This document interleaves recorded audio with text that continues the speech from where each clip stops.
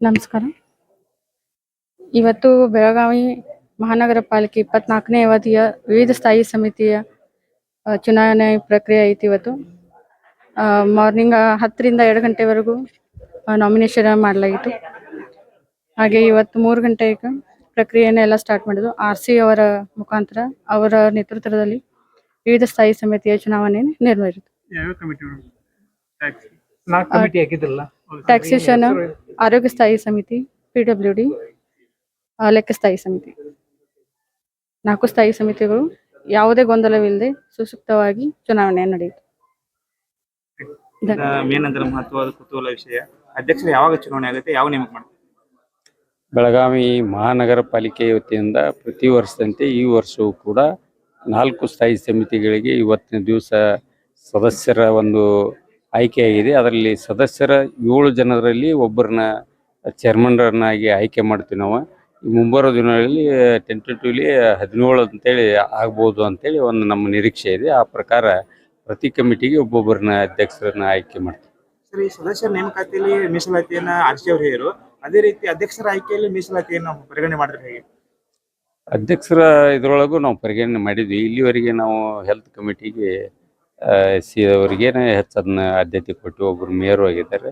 ಅದೆಲ್ಲ ಇವತ್ತಿನ ದಿವಸ ST ಕಮ್ಯುನಿಟಿಯಿಂದ ಅವರು ಒಬ್ಬರು ಆಗ್ತಾರಂತ ನಿರೀಕ್ಷೆ ಇದೆ. ಅದನ್ನು ನೋಡೋಣ, ವರಿಷ್ಠರ ಗಮನಕ್ಕೆ ಬಿಟ್ಟಿದ್ದೀವಿ. ವರಿಷ್ಠರಾದಂಥ ಅಭಯ್ ಪಾಟೀಲ್ ಸಾಹೇಬರು ಮತ್ತು ಬೆನಿಕೆ ಅವರು ಅದನ್ನ ಮುಂದಿನ ದಿವಸದಾಗ ಡಿಸೈಡ್ ಮಾಡಿ ಅದನ್ನ ಮಾಡ್ಬೋದು ಅಂತೇಳಿ ನಮ್ಮ ಅನಿಸಿಕೆ ಇದೆ. ಉತ್ತರ ಮತಕ್ಷೇತ್ರ ದಕ್ಷಿಣ ಮತಕ್ಷೇತ್ರ ಹೋಲಿಸಿದ್ರೆ ದಕ್ಷಿಣ ಮತಕ್ಷೇತ್ರ ಹೆಚ್ಚು ಶಿವಮೊಗ್ಗ ಇದ್ರೆ ಉತ್ತರಕ್ಕೆ ಯಾಕೆ? ಅಲ್ಲಿ 22 ಜನ ಅದಾರ, ನಮ್ಮಲ್ಲಿ 13+2 ಈ ರೀತಿ ಒಂದು 5-6 ಜನ ಅಷ್ಟೇ ಹೊರಗೆ ಉಳಿತಾರೆ. ಬಿಟ್ಟರೆ ಎಲ್ಲರೂ 30 ಜನ ನಮ್ಮಲ್ಲಿ ಅಧಿಕಾರದಲ್ಲಿ ಇರ್ತಾರೆ. ಇನ್ನು 7 ಜನ ಹೊರಗೆ ಉಳಿತಾರೆ. ಅವ್ರಿಗೆ ಮತ್ತು ಬೇರೆ ಬೇರೆ ಅವಕಾಶಗಳನ್ನ ಕೊಡೋಕೆ ಅನುಕೂಲತೆ ಇದೆ. ಮಹಾಪೌರ ಆಯ್ತು, ನಮ್ಮ ಅಧ್ಯಕ್ಷರು, ನಮ್ಮ ವರಿಷ್ಠರು ಕೂಡ ಈಗ ಚರ್ಚೆ ಮಾಡಿಬಿಟ್ಟು ಇದನ್ನ ಆಯ್ಕೆ ಮಾಡಿದ್ದಾರೆ. ಮುಂದಿನ ದಿವಸದಲ್ಲಿ ಅಧ್ಯಕ್ಷರ ಆಯ್ಕೆ ಆಗ್ತದೆ. ಸರ್, ನಗರದ ಅಭಿವೃದ್ಧಿ ದೃಷ್ಟಿಯಲ್ಲಿ ಈ ಸಮಿತಿ ಯಾವ ರೀತಿ ಕೆಲಸ ಮಾಡ್ತೀವಿ? ಸಮರ್ಥವಾಗೈತೆ? ಇಲ್ಲಿವರೆಗೆ ಬೆಳಗಾವಿ ಮಹಾನಗರ ಪಾಲಿಕೆಯಿಂದ ನಿಮಗೆ ಗೊತ್ತಿರೋ ಹಾಗೆ 15 ಫೈನಾನ್ಸಲ್ಲಿ 18 ಕೋಟಿ ರೂಪಾಯಿ ಅನುದಾನ ಬರ್ತಿತ್ತು.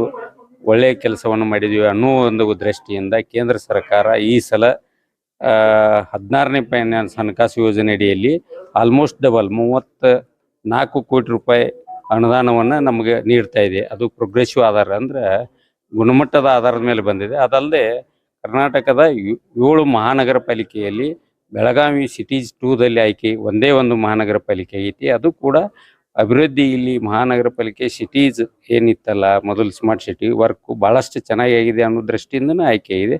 ಅದಲ್ಲದೆ ನಾವು ಇವತ್ತು ಒಂದು ವಾರ್ಡಿಗೆ 1 ಕೋಟಿ ರೂಪಾಯಿದಂತೆ ಅನುದಾನ ಕೊಡ್ತಾ ಇದ್ದೇವೆ. ಕೇವಲ 37 ಕೋಟಿ 25 ಕೋಟಿ ತಗೋತಾರೆ ಹಿಂದಿನ ಕಾರ್ಪೊರೇಟರ್ಸು.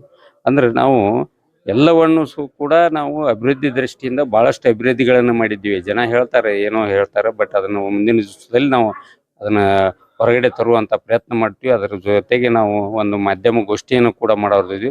ನಾವು ಈಗಾಗಲೇ ವರಿಷ್ಠರ ಜೊತೆನೂ ಮಾತಾಡಿದ್ವಿ. ಪೂಜ್ಯ ಮಹಾಪೌರರು ನಾವು ಕುಡ್ಕೊಂಡು ಅದನ್ನು ಮುಂದಿನ ದಿವಸದಲ್ಲಿ ಮಾಧ್ಯಮ ಗೋಷ್ಠಿ ಮಾಡಿ ಬೆಳಗಾವಿ ಜನತೆಗೆ ಒಂದು ನಮ್ಮ ಏನೇನು ಅಭಿವೃದ್ಧಿ ಆಗೈತೆ ಅನ್ನೋ ತಿಳಿಸೋ ಪ್ರಯತ್ನವನ್ನು ಮಾಡ್ತೀವಿ. ನಾವು ಸಮಿತಿಯ ಸ್ವಭಾವನೆಯನ್ನು ಸುಧಾರಣೆ ಮಾಡ್ತಾರೆ ನಿಮ್ಮ ಅವಧಿಯಲ್ಲಿ ಹೇಗೆ ಸರ್? ಮೈಕ್ ಆಗ್ಬೋದು ಅಲ್ಲ, ಅದನ್ನು ಮಾಡ್ತೀವಿ ನಾವು. ಈಗ ಸದ್ಯಕ್ಕೆ ಅದು ನಡ್ತಾ ಇದೆ, ಇನಾಗ್ರೇಷನ್ ಅದು ಆಗ್ತದೆ.